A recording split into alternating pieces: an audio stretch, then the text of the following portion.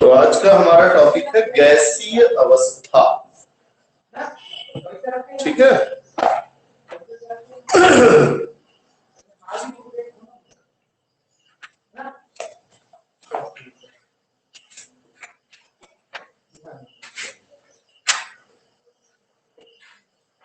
गैसीय अवस्था, जैसा कि हम सब जानते हैं, पदार्थ की तीन महत्वपूर्ण भौतिक अवस्थाएं ठोस, द्रव और गैस में से ये एक अवस्था है। इस अवस्था की खासियत है कि इसमें द्रव्यमान या आयतन कुछ भी निश्चित नहीं होता। सॉरी, द्रव्यमान या आयतन नहीं बोलूंगा, आकृति व आयतन निश्चित नहीं होता। तो ऐसे पदार्थ जिनकी आकृति व आयतन निश्चित नहीं होता,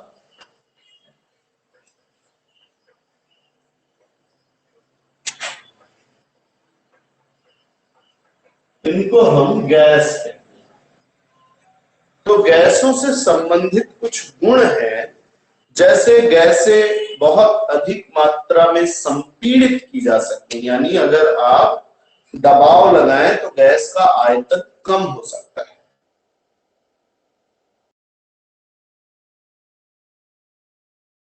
आर का कहा जाता है। अब हम पढ़ेंगे गैस। पहला नियम है बायल का नियम। क्या कहता है? बायल का नियम वास्तव में दाब और आयतन के मध्य संबंध बताता है। बायल का नियम कहता है स्थिर ताप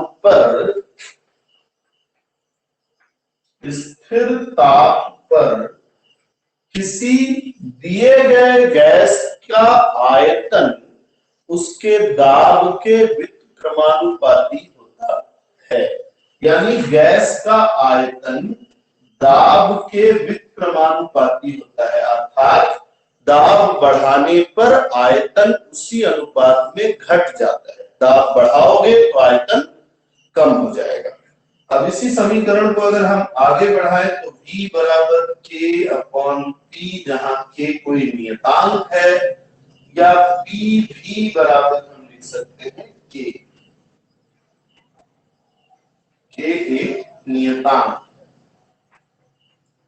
अब इसी का गणितीय रूप जो है वो हम लिखते हैं P1 V1 बटा P2 V2। और अगर आप ग्राफ बनाएं तो अगर आप दाब यहां रखते हैं और आयतन यहां रखते हैं तो गैस का आयतन ऐसे कम होता है। टेक्निकली आयतन को कम होना चाहिए ऐसे, लेकिन आयतन कम होता है कुछ इस तरह। ठीक है। तो ये हमारा ग्राफ बायल का नियम। इसके बाद दूसरा नियम है चार्ल्स का नियम। तो बायल का नियम अगर क्लियर है तो हम देखेंगे चार्ल्स का।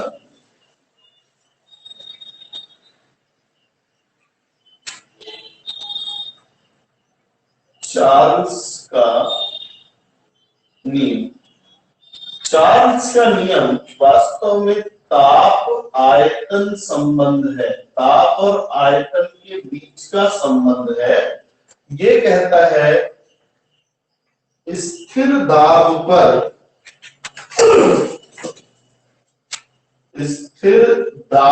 पर किसी गैस का आयतन उसके ताप के, परम ताप के समानुपाती होता है। यानी तापमान को केल्विन स्केल में लेना है। इसका अर्थ हुआ कि अगर आप तापमान बढ़ाएंगे तो गैस का आयतन भी बढ़ता है। इसका एक सरल प्रयोग आप कर सकते हैं। एक गुब्बारे में हवा भर लीजिए, ठीक है, फुला लीजिए और उसका नाप लीजिए कितना बड़ा है, और उसके बाद उसको फ्रिज में डाल दीजिए कुछ घंटों के लिए या एक रात के लिए, तो आप पाएंगे गुब्बारा छोटा हो जाता है। छोटा इसलिए हो गया क्योंकि तापमान कम होने पे गैस का आयतन भी कम हो जाता है। तो इसको हम देखेंगे V बराबर के टी, या के बराबर हो जाएगा V बटा टी। अब इसका अगर हम गणितीय रूप देखें, यानी इसको कैसे सॉल्व करेंगे, तो V1 अपॉन T1 बराबर V2 अपॉन T2। ऐसा ही अगर आप ग्राफ बनाना चाहें तो तापमान और आयतन के बीच का ग्राफ जो है वो ऐसा होता है, ऊपर उठता हुआ। बात यहीं पर समाप्त नहीं, चार्ल्स ने कुछ और भी बताया। ठीक है, आप इसको देख सकते हैं। चार्ल्स ने हमको और क्या बताया? चार्ल्स ने बताया कि अगर हम 1 डिग्री सेल्सियस ताप बढ़ाएं या घटाएं तो आयतन में कितना परिवर्तन होगा। उन्होंने कहा कि किसी गैस का तापमान 1 डिग्री से बदलने पर, 1 डिग्री से बढ़ाने या घटाने पर गैस का आयतन उसके 0 डिग्री सेल्सियस वाले आयतन से 1/273वें भाग से बढ़ता है या घटता है। मतलब क्या हुआ समझिए कि माना 0 डिग्री सेल्सियस पर किसी गैस का आयतन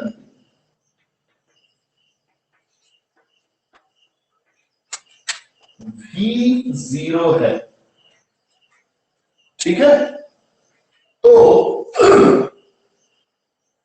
1 डिग्री सेल्सियस पे क्या होगा, हमने 1 डिग्री तापमान बढ़ा दिया। 1 डिग्री सेल्सियस पर आयतन V 1 डिग्री सेल्सियस बराबर होगा V0 में V0 का 273वां भाग जुड़ जाएगा। अगर 2 डिग्री सेल्सियस बढ़ाया तो V2 डिग्री सेल्सियस बराबर हो जाएगा V0 प्लस ये 2 बार जुड़ेगा, तो 2V0 बटा 273। इसका अर्थ है अगर मैं T डिग्री सेल्सियस तापमान बढ़ाता हूं तो VT बराबर आ जाएगा V0 में T बार V0 बटा 273 जुड़ेगा। तो V0 इसमें से कॉमन निकाल लेते हैं तो आपको बचेगा 1 प्लस T अपॉन 270। ये है हमारा V। अब अगर हम V आयतन निकालना चाहते हैं -273 डिग्री सेल्सियस पे, तो V माइनस 273 बराबर आ जाएगा V0 गुणा 1 धन की जगह हो जाएगा ऋण या धन -273 अपॉन 273, घटाओ तो -1 बचेगा, ये आ जाएगा V0 1 - 1 या 0। तो इसका मतलब हुआ कि अगर हम तापमान को कम करते जाएं तो आयतन गैस का कम होता जाएगा और -273 डिग्री सेल्सियस पर किसी गैस का आयतन 0 हो जाएगा, खत्म हो जाएगा। इसलिए -273 को ताप का परम शून्य कहते हैं, ताप का परम शून्य कहते हैं, ठीक है, यानी 0 केल्विन। ये है आपके चार्ल्स का नियम कंप्लीट। चार्ल्स के नियम के बाद आपको जानना चाहिए गै-लुसाक का नियम।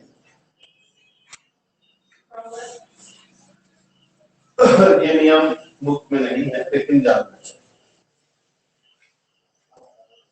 तो अगला नियम हमारा है गै-लुसाक का नियम। ये नियम क्या कहता है? ये नियम कहता है कि स्थिर आयतन पर किसी गैस का दाब उसके परम ताप के समानुपाती होता है। यानी तापमान बढ़ाने पर गैस का दाब बढ़ता है। यही कारण है कि गर्मियों में आपके साइकिल का टायर पंचर हो जाता है। क्यों? क्योंकि ताप बढ़ाने पर दाब भी बढ़ेगा, आयतन भी बढ़ेगा, टायर इतना दबाव नहीं झेल पाता तो पंचर हो जाता है। ठीक है ना? तो P बराबर हो गया आपका के पी, या के बराबर लिखा जा सकता है P बटा। इसका गणितीय रूप अगर हम देखें तो आएगा P1 upon T1 is equal to P2 upon P2। और ग्राफ अगर देखना है तो दाब और ताप रखने पे ग्राफ ऐसा सीधा ऊपर जाता हुआ मिलेगा। इसके बाद अब हमारा चौथा नियम आता है। चौथा नियम है एवोगैड्रो का नियम।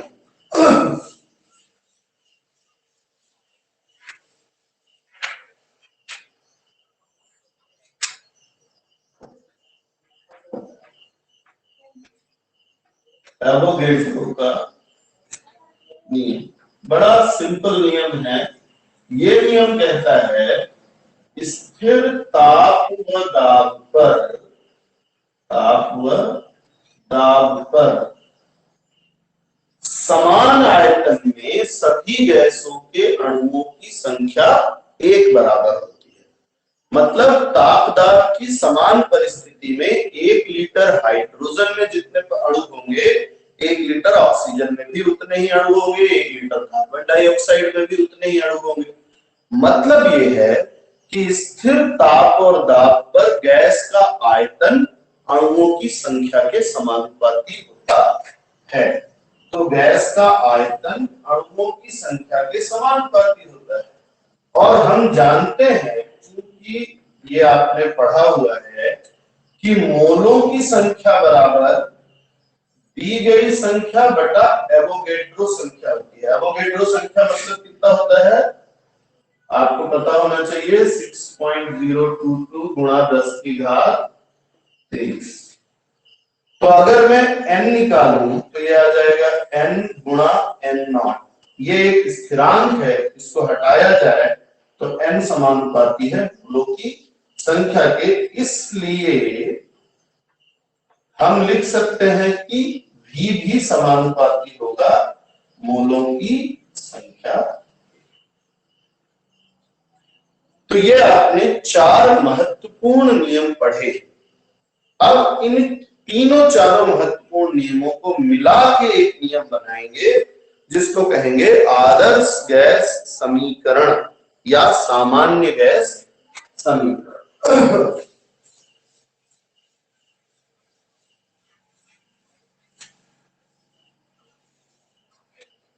तो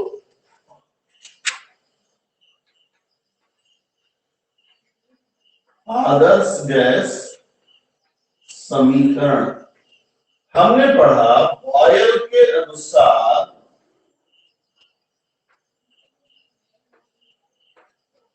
गैस का आयतन उसके दाब के विक्रमानुपाती होता है, समीकरण 1। चार्ल्स के अनुसार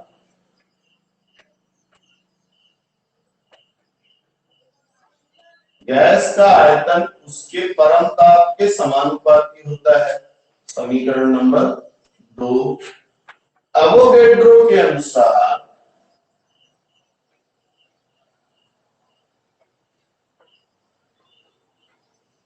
गैस का आयतन उसके मोलों की संख्या के समानुपाती होता है। तीनों ही V के लिए हैं, तो समीकरण 1, 2 व 3 को मिला देते हैं। 2 व 3 से हमको मिलेगा V समानुपाती है NP बटा P के। और जब इसको हटाएंगे तो एक स्थिरांक लगेगा, V समानुपाती है NRT बटा P के। बराबर हो गया। अब P को इधर कर देते हैं तो हमारा समीकरण निकला PV बराबर NRT। या n बराबर 1 मोल अगर रखा जाए तो P भी बराबर हो जाएगा R। ये आपका आदर्श गैस समीकरण है। ठीक है, अभी तक में कुछ पूछना है किसी को? अभी तक में किसी को कोई दिक्कत है?